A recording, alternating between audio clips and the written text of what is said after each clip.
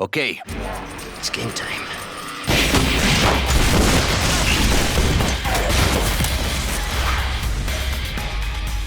Shoot! Get down! Hasta luego.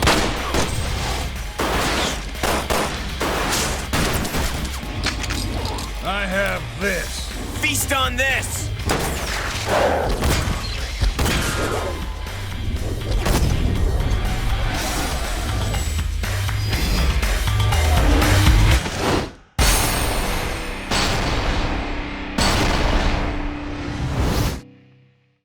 What up, it's Shankster94, and welcome to my ultimate weapon showcase of Resident Evil 2. So let me provide a timestamp to get straight into the weapons, if you don't have the time or patience to hear me ramble, because I'm a creator who's proud of my craft and the community I've forged, and a standard procedure of mine is to run through my established routine of showcasing weapons using snippets from my past reviews. Just note that the entire showcase will still include commentary if you do skip this. So, Resident Evil 2 is my personal favorite Resident Evil GOAT, or game of all time. It takes nearly everything about the first game and improves upon it, including a moderately expanded weapon selection. Once again, there are two main characters you can play as. However, unlike Chris and Jill in RE1 having only 2 exclusive weapons each, Leon and Claire's exclusives take up nearly their entire sets, with much less mutual weaponry. So this showcase will have a larger set of weapons with more variety, especially on Leon's side because this game is the first in the series to include custom parts for certain weapons.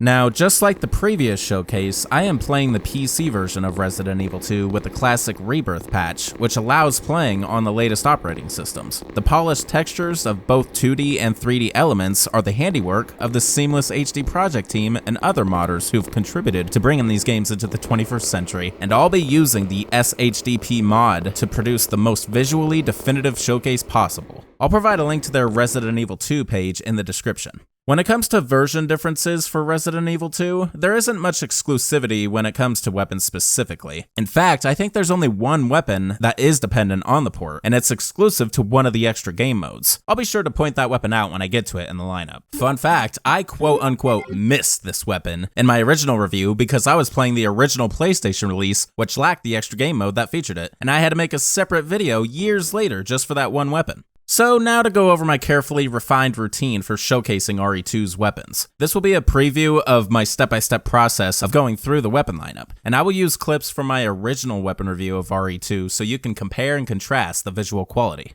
So, before beginning the showcase, I will sort the weapons into categories loosely based on weapon classes and place them in a specific order roughly by firepower. If there is more than one weapon in the category, then they will be showcased in the order of obtaining them. Resident Evil 2 contains a knife, semi-automatic pistols, machine guns, a shotgun, a magnum pistol, explosive launchers, and some miscellaneous weaponry that are unconventional or fictional. To begin showcasing, my first step for each weapon will be introducing it in the inventory. If the weapon happens to be the first firearm of a category, then I'll first check out the ammunition of that weapon class. My next step will be inspecting the weapon and reading its in-game description. If the weapon has custom parts specifically designed for it, then I'll overview those as well. Afterwards, I'll provide a photo of the weapon's real-life counterpart if applicable. A disclaimer for all weapon showcases I do is the source of my IRL weapon information. I use the Internet Movie Firearms Database, a weapon wiki for movies, TV, and video games whose pages can be edited by virtually anyone, which brings about the possibility of inaccuracy when claiming the IRL versions of game weapons. Weapon enthusiasts and gun nuts watching my videos may feel pressed to call out those inaccuracies, but there's nothing reasonable I can do once the video is uploaded except mention it in the description.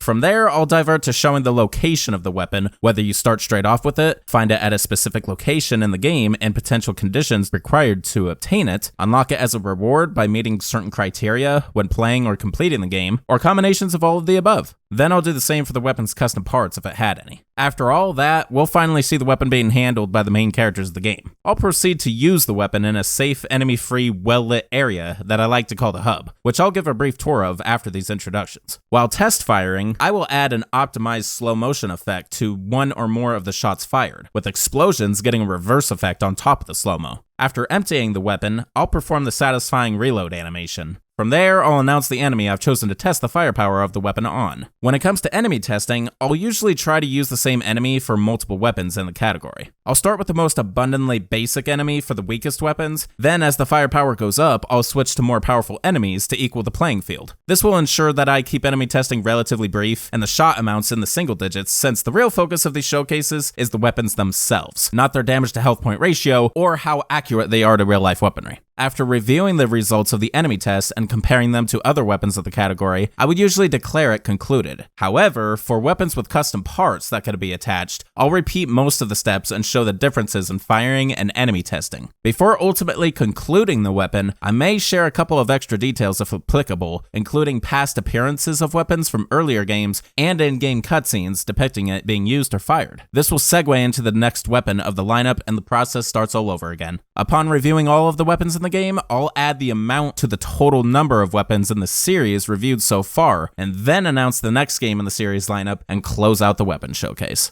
Alrighty people, I deeply appreciate your patience and hope you guys are well informed and anticipating what's to come. Let's get going with my ultimate remastered weapon showcase of Resident Evil 2. The GOAT! Alright, let me take a moment to introduce you guys to the hub of Resident Evil 2's Ultimate Weapon Showcase. It's going to be the same location as my OG review of this game, just because it is really nicely lit around here with artificial light, and it gives a relatively good close-up. There are a couple angles and other parts of the game that may be closer than this, but the lighting is bad, or the vertical angle is not the best. This is almost perfectly straight on, so I really like this. Plus, the nostalgia factor of doing the showcase here will be astronomical, and I really want to throw back to the OG review since this is my favorite game of the franchise. So yeah, I'm gonna keep the hub the same as the OG. There you go. Alright, to kick things off, we are of course gonna start with the non-firearms, and just like Resident Evil 2's predecessor, there is only one,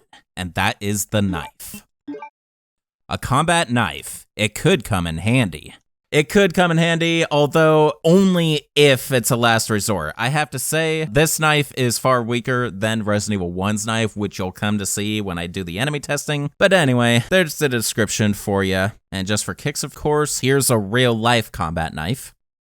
There you go. Now, you start straight off with the knife with both Leon and Claire, but it is worth mentioning you can get the knife in other game modes as well with other characters. For example, all 4 characters of Extreme Battle Mode can use the knife, you just have to get it in the item box, which you start right next to one when you begin Extreme Battle Mode. And Tofu in the Tofu Survivor can only use the knife throughout his scenario.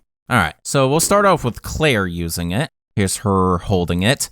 Now, Resident Evil 2 doesn't normally have any resting stances like RE1. However, Chris Redfield is the only character who does have a resting stance. So I'll show it with him with his weapons, but otherwise we're not going to see that for a majority of the weapons. So now let's go ahead and test it out.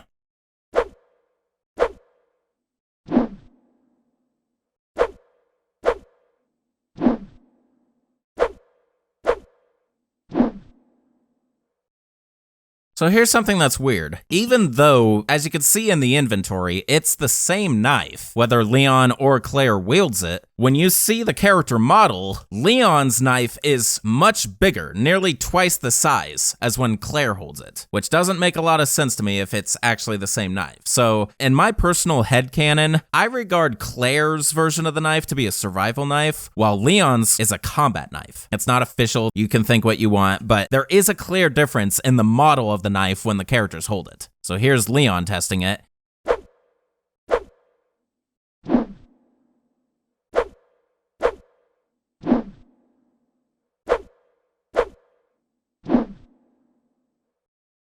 Alright, pretty basic usage of the knife. So one thing that we didn't see in the previous Resident Evil game that starts with this game is using the knife in close-knit environments. So one of the drawbacks to using the knife is this.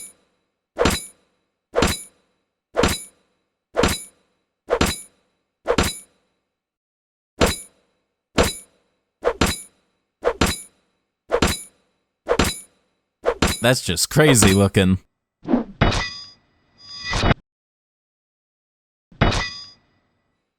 So let's go ahead and get into the enemy testing. I'm gonna test the knife, of course, on the most standard enemy, a basic RPD zombie.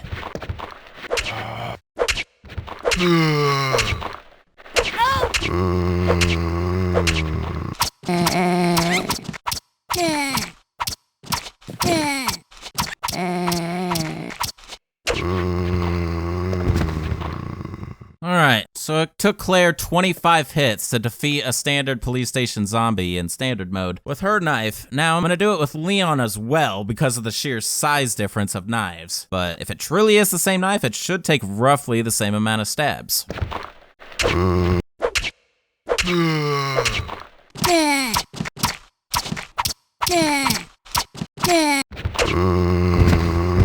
Wow, it only took Leon 14 hits with the knife to take down a zombie. I don't know if that's because Leon's knife is bigger than Claire's, or it's just based on RNG, which is more likely the case, because throughout my experience, I have seen many different numbers come up, and you just look back at the old review. There's a huge difference there too. I'm just gonna say the knife is RNG. It could take as little as 7 slashes, because in an off-camera test, I actually tested this knife on this grounded zombie right here. It only took 7 in that case, possibly because he's grounded, but still, it could take as many as maybe 30 plus, depending on where you're at. So with that, I'm not going to look much deeper into it because, you know, like I said, the knife is RNG. However, I am curious. Let's see if it takes more slashes if you go for the feet.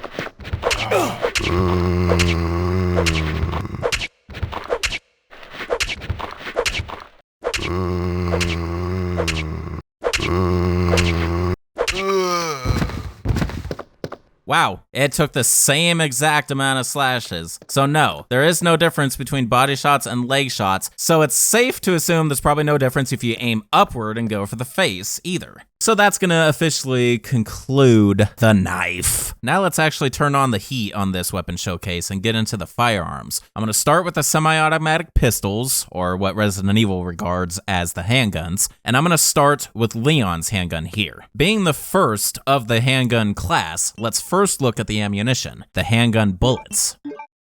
9x19 parabellum rounds that can be used for either the H&K VP70 or Browning HP, which respectively are Leon's and Claire's handguns. Now get used to that red box because I believe that box is used for many games from here on out. Alright, now let's go over the actual gun that's introducing this category, Leon's handgun.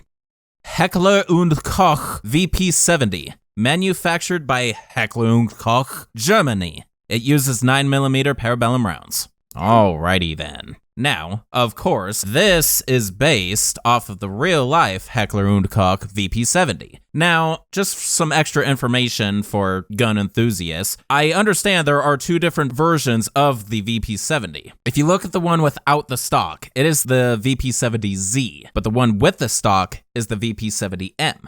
Now, if we go back to the game here, you can actually see as I'm inspecting it, thanks to the seamless HD quality here, that they put VP70Z on the actual gun model. Now, I don't know if that was officially in the game or that was just a thing that the creators of the seamless HD team put. But yeah, I just wanted to make that discrepancy because there is a difference between Z and M.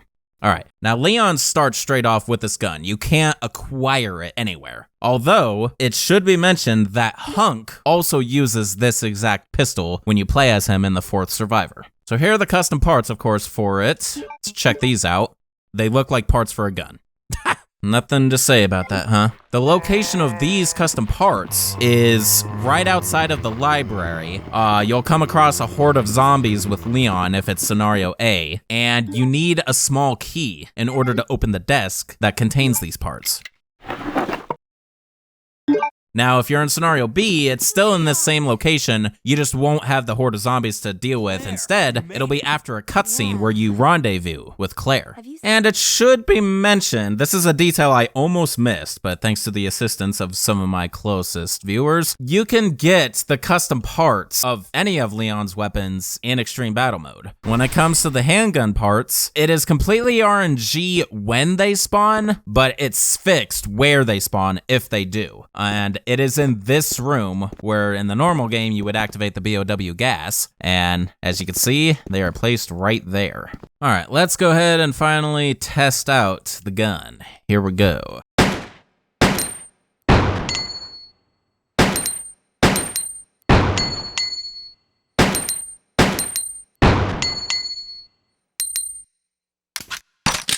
Satisfying reload. Now, something I unfortunately overlooked to show in the first game, because it can happen with some guns. In this game, I'm going to more heavily emphasize it. There's a trick you can do when it comes to firing certain weapons. If you hold the fire button, but you release the aim button, they'll draw down the weapon at a certain frame. If you memorize where that frame is, and you tap the aim button right at that instance, you could actually fire off a shot faster than the regular firing speed. Let me show you guys. There you go. It is tricky and very difficult to remain consistent. I've just had years to do it. All right, I think that's enough demonstrating it. You get the point. So I need to show Leon in an alternative stance he has for aiming the pistol. So if you get here in the dark room and you happen to have the special key, which turns out to be the locker key that you get from a zombified Brad by getting to the police station without picking up a single item from the beginning of the game, come to this locker, use the key, and you got a selection of 2 outfits. You could choose either or. Both of them will give him the alternative stance. There you go. So Leon holds it one-handed when you're in an alternative outfit.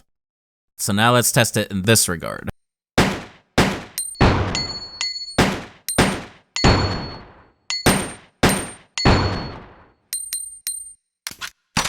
See, he fires it faster. So now, let's go ahead and test out this handgun, and all handguns, on a standard zombie. The same one that I did the knife test on. What? Let's try some more zombies.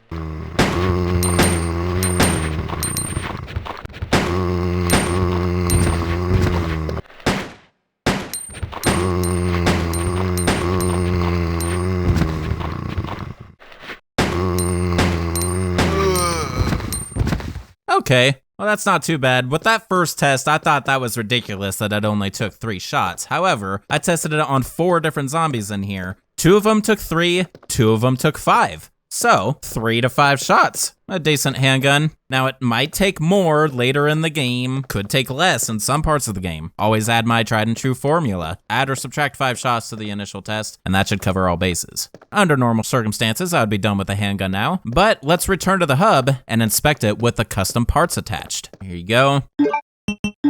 Oh, I should mention the cool little trick you can do in this game. If you empty your weapon before you combine the parts, you could cheaply gain all the ammunition back. As you can see, I have the gun empty now. So if we combine the parts, check out what happens. It gives me all the ammunition back. All right, so now we got the C handgun. The C stands for custom. Now let's check it out again. Heckler und Koch VP70 Burst. VP70 with a stock holster, capable of firing 3-round auto bursts. Alrighty then. Now, upon looking at the model, you can't see the text on it anymore, so there's no way to tell if they officially named it the VP70M now, because that is the variant that has the stock attached to it, as you can see in this real-life counterpart photo. Well, yep, there you go. So now here's Leon holding it with the stock attached. For some reason, the stock is green colored in the actual game when it's supposed to be the same color as the weapon. Well, yep. It's worth noting that that one-handed stance that Leon has, he can't do it if the stock is attached. So be careful what you choose there. Also, Hunk, while he can use this handgun, he can't get the stock in his scenario. When you have the stock attached, like its real-life counterpart, you could choose between burst and semi-automatic. In the game's case, it's between auto and manual, respectively. Manual would be the single shot fire like this again.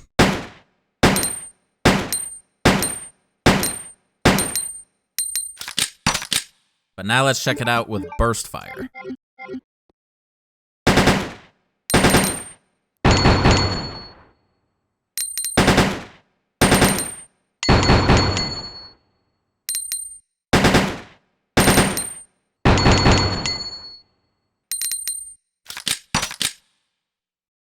All right, pretty sick. So now let's conduct the same enemy test just to see if the stock makes any difference in firepower. It realistically shouldn't. So while there's a difference between auto and manual, you can still fire single shots even in auto mode if you just tap the trigger button. In fact, you can get 1, 2, or 3 shots depending on how long you hold it. See?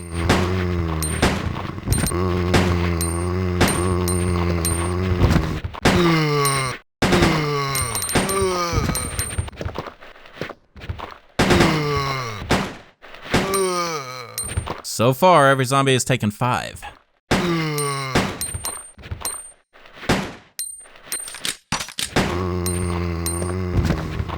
This zombie took 4. So yeah, it seems like at least with the set of zombies in this specific part of the police station, it's gonna take between 3 and 5 shots.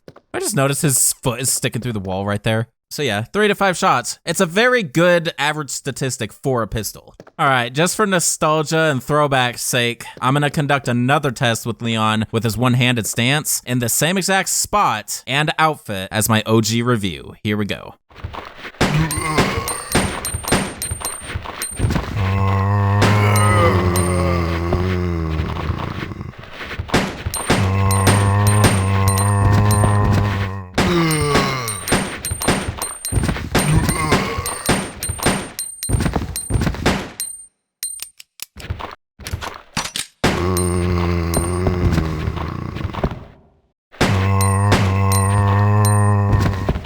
These last 2 zombies both took 6 each. Kinda glad I did that extra test just to show you that it can take more than 5, unlike the regular test I conducted. There you go. All right, ladies and gentlemen, that is going to conclude Leon's handgun. That's far enough. Don't move.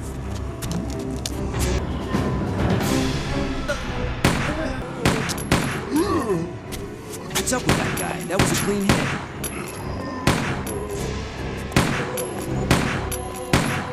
Get down. Now for the next handgun, Claire's handgun. Browning HP, which stands for high power. Manufactured by FN Belgium. FN stands for Fabrique Nationale, or Factory National. It uses 9mm parabellum rounds. All handguns are gonna say that. Alrighty, so the real life counterpart to this is the Browning High Power Mark III. Now, just like Leon, you start straight off with this weapon with Claire, but Ada Wong in Leon's scenario also uses it. So here's Claire using it in game. By mere looks on weapon models, it looks pretty much just like Leon's handgun. There's hardly a difference, but she does aim it slightly differently, so let's test it out.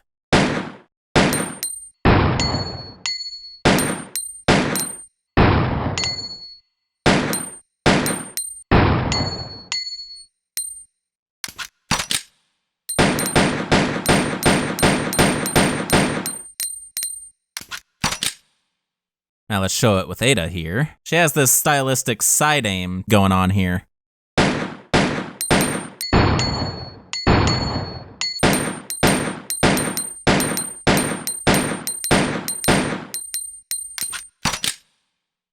Alright, so now let's go ahead and test out the Browning High Power against zombies.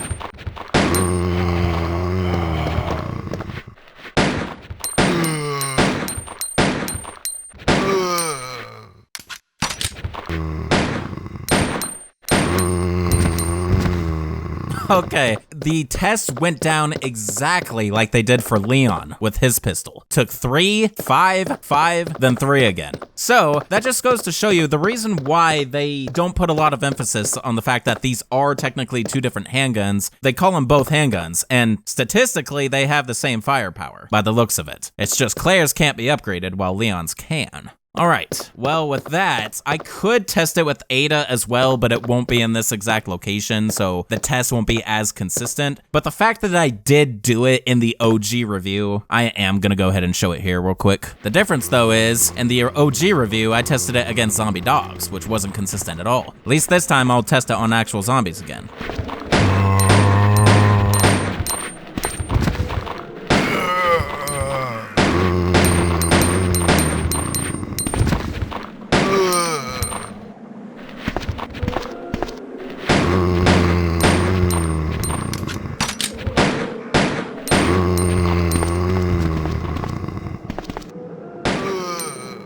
One of the zombies took 7 right there. Granted, he was grounded and was just waiting for one last shot or to bite your ankle. In any case, yeah, it could take as little as 3 shots. It could take as high as 8, maybe even 9 shots, depending on the difficulty and where you are in the game. This goes for both the Browning High Power pistol and Leon's VP70. All right, so that's gonna conclude the Browning High Power. There's a gun inside. Better take it with you.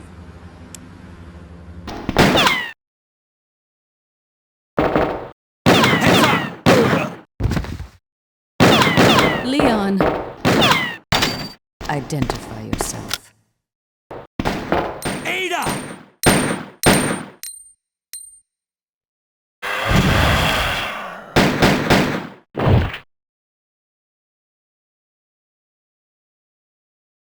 I've been waiting for you, Leon.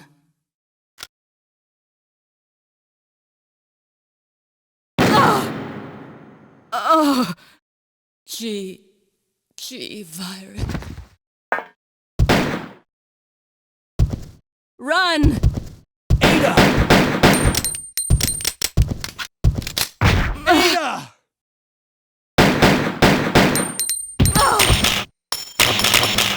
Now for the next handgun, the Colt S.A.A. Colt Single Action Army artillery model, used by cowboys in the Wild West, designed for a quick draw. And that's where they got the name Quick Draw Army in the remake. Alright, now of course, this is based off the real-life Colt Single Action Army, but it chambering 9mm or 9x19 rounds, it's not impossible, it's just very uncommon for a revolver. This particular one, I've been told, is more commonly loaded with 45 long Colt ammunition. Alright, so the location of the Colt Single Action Army is in the same place as where you would get an alternative outfit for Leon. It's in the dark room, and once again, you first have to make it to the police station with Claire in scenario A without picking up a single item, and you defeat a zombified Brad Vickers outside of the police station where two stairs connect, like a little alleyway. And once you defeat him and pick up the key off of his corpse, go into the dark room, use it on the locked locker, and you see only one custom outfit for Claire, but you also see a gun placed next to it. You have to equip the outfit in order to get the gun, but once you do, you could switch back and keep the gun. Now, in order to get it in scenario B, you have to have already spawned Brad and unlocked the locker in scenario A with the previous character. If you do so, then it is guaranteed that Brad will show up again in the alleyway with the scenario B character. You do have to defeat him again and get the key off of him, but otherwise it's guaranteed to happen if you successfully spawned him in scenario A. Now, it's worth mentioning that Ada Wong can use the Colt Single Action Army in extreme battle mode, as you can see here. So now to look at Claire holding it in game. A revolver. Looks pretty nice in her hand, I will admit. Let's give it the old test fire. Because she holds it like this against the hip, I'm gonna do it at like this angle. So there's something real special about this handgun. Check it out. Look at that firing speed. And there was the reload. Obviously, she uses some sort of speed loader. Let's do some more firing.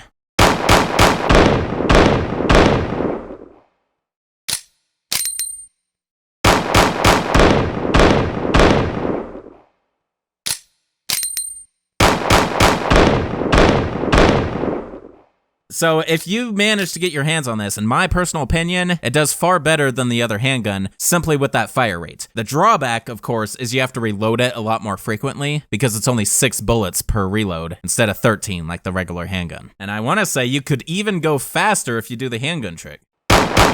Barely faster, but still noticeable. It's much harder to do. It's not worth doing it with this one, honestly.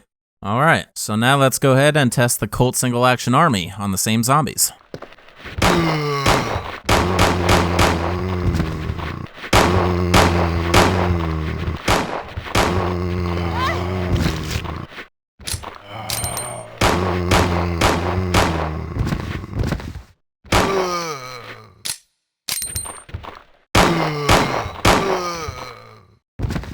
Okay, so all 3 handgun tests were executed exactly the same when it comes to the 4 zombies over here in the east wing of the police station. That is just wild. That's enough to convince me that there's still not much of a firepower difference between all the handguns. I guess in this case it really is the ammunition that counts, which of course for all guns that fire it has the same firepower. That's just realism, right? Alright, So that is gonna officially conclude the Colt Single Action Army. So now to show you guys something really cool. Now, just like the previous showcase, there are certain situations where I have to use the PC version's debug menu in order to show you some hidden items that pertain to weapons. One of those is this cool little thing that happens if you try to put the Colt Single Action Army in Leon's inventory. So remember I told you in the last weapon showcase that if you try to equip a certain weapon with a certain character that the game will crash. This happens to be an exception. So I'm gonna equip the Colt Single Action Army with Leon. Watch what happens. This is the Calico M950. This is an unused weapon that was meant to be basically Leon's version of the Colt Single Action Army. This was supposed to be in the locker along with his alternative outfits, I believe, but they scrapped it before the final release. So as you can see, it's still taking up the model of the Colt Single Action Army in the inventory, but I'll provide some images that I found on the internet of people hacking their games on other versions and managing to get full-blown image and description files. So apparently the Calico 950 is described as manufactured by Calico Light Weapon Systems, mounted with a 50-round magazine. So apparently it was supposed to have a standard 50 rounds, huh? But of course, it is based off of the real-life Calico M950 semi-automatic pistol, which does use 9x19mm parabellum rounds, so if it had been included, it would have been along the lines of the handguns. Alright, so let's just quickly show it off here. One thing I notice is when you equip this gun, Leon's model becomes standard definition, at least where his skin shows up. But yeah, the seamless HD is lost because it's an unused asset. So let's check him out firing it.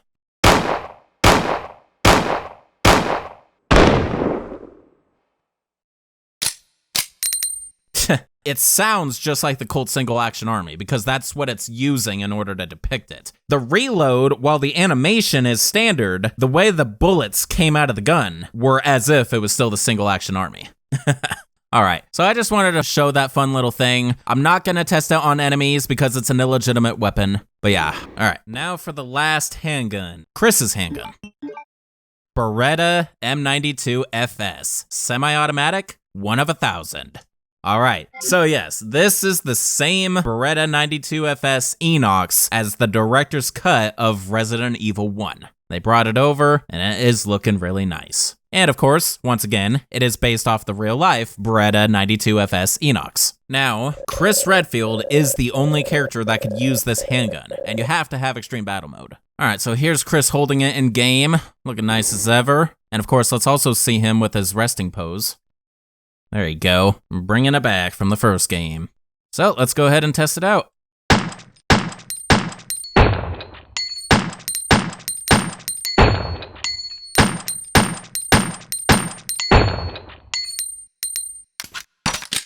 So they even brought back the firing sound from RE1 over. That's cool. But in terms of firing it, he fires it a bit faster than Leon does.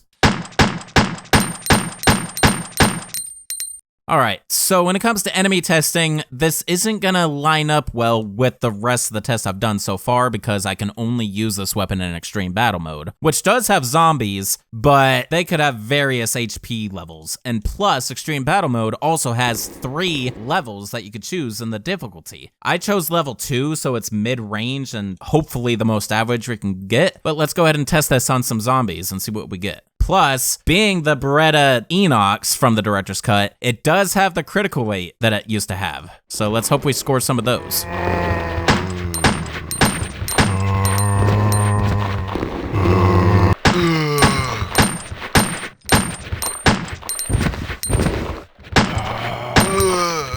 Alright, see, so that took 8 shots right there, so. Yes!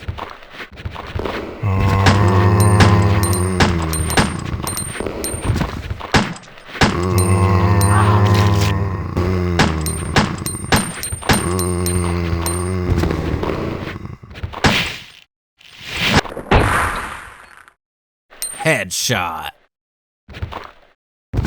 Alright, there is the Beretta M92FS for you in Resident Evil 2. That's gonna conclude it, as well as all handguns. Now let's up the fire rate quite a bit. Let's get into the machine guns. The first one I'll show is the submachine gun. MAC-11, manufactured by Military Armament Corp. It uses DOT-380 rounds. Alright. Now, the real-life counterpart to the submachine gun, of course, is the Ingram MAC-11. Now, this is very similar to one of the machine guns we saw in Resident Evil 1, but that was an MAC-10. And this one obviously has an extended barrel of sorts. So the submachine gun is an interesting weapon when it comes to location, because you can get it both in the game and as an unlockable with infinite ammo. So to get it regularly in the game, there are two locations. First, regardless of scenario, you could get it in a weapons storage locker in the basement of the police station. If you get it here though, the other character will be left without it in the next scenario. But that leads to its secondary location. If you already got it with the A scenario character, you have another opportunity to acquire one just way later in the game. So if you register your A character's fingerprint in the Umbrella Lab, and you do the same thing with the B character, and you unlock the special G capsule room, within there will be a submachine gun on a corpse. Of course, you have to deal with a bunch of evolved lickers first to get this one. There you go.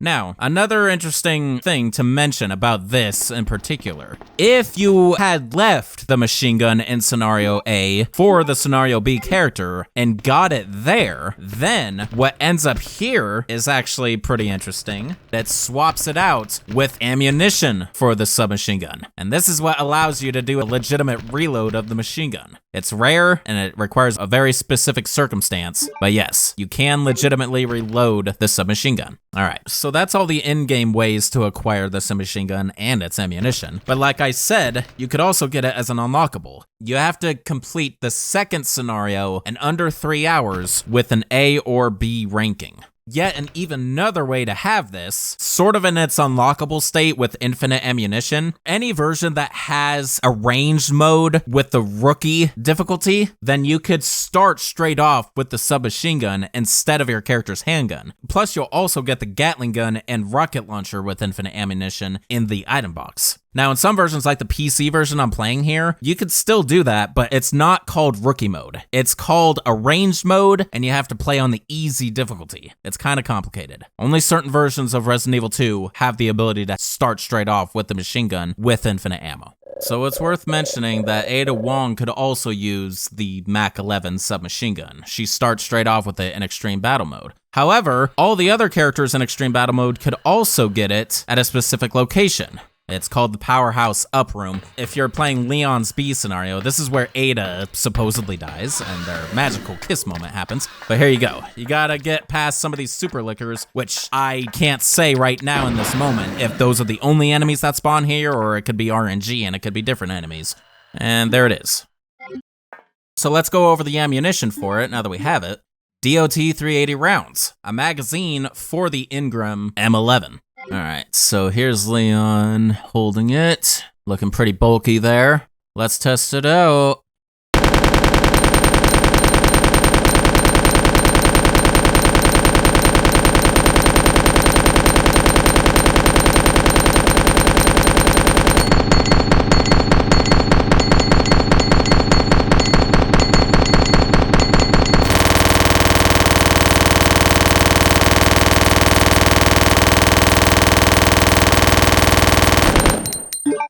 And let's see that rarely seen reload animation. Whew, I love that.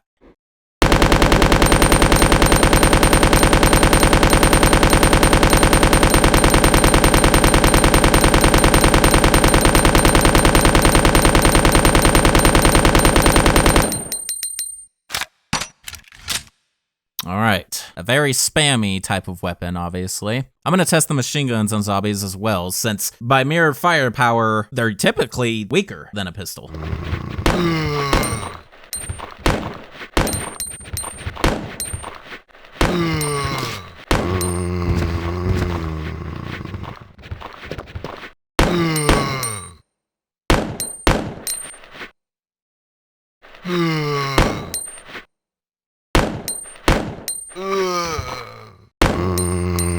Alright, so only 2 zombies I was able to successfully test on because the other 2 dove for me, but one took 11, the other took 18.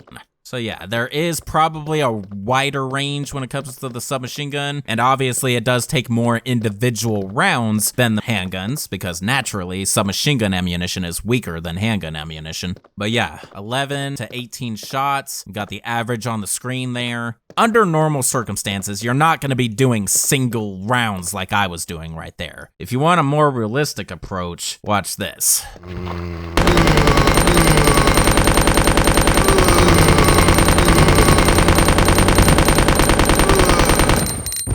That's the more realistic way to use the submachine gun. Now, one of the awesome parts of the submachine gun is its pushback ability. Enemies will be in stun lock when you're firing this thing off. Most types of enemies. So this is a very versatile weapon and can be used for a lot of different situations. All right, well that's gonna officially conclude the submachine gun because I highly doubt there's a difference between Leon and Claire using it. It's the same weapon. Get off me!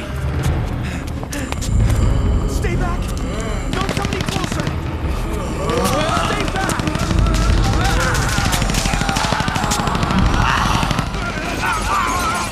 There he is. All right, now for the next and last machine gun. Well, this is a really heavy machine gun, if you know what I mean. The Gatling Gun.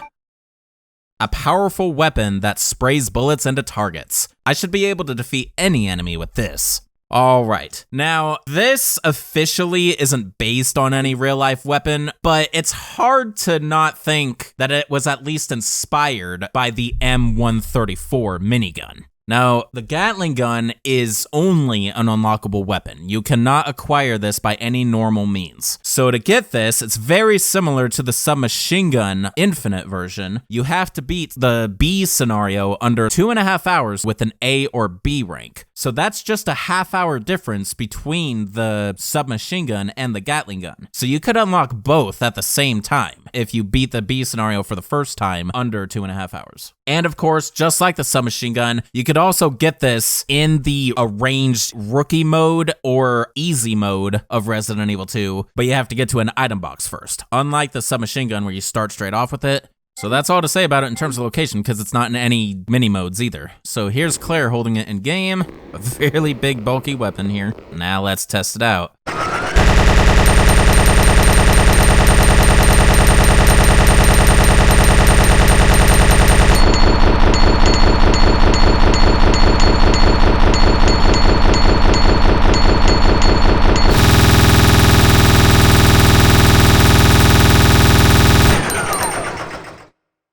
In the OG review, this caused ear rape for a lot of people.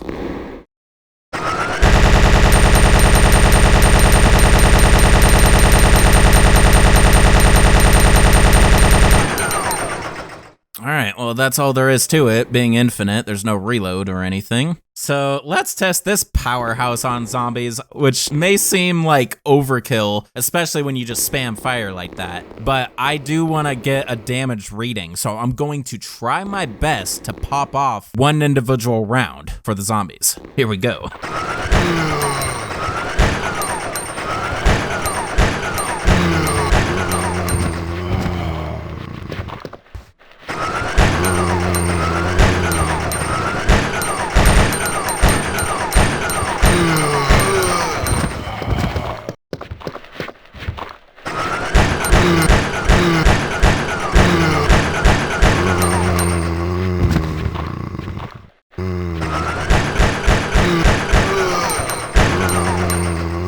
Alright, it seems on average it takes around 5 to 10 individual rounds from the Gatling gun to take out a zombie. Now, once again, here's the more realistic way to use it.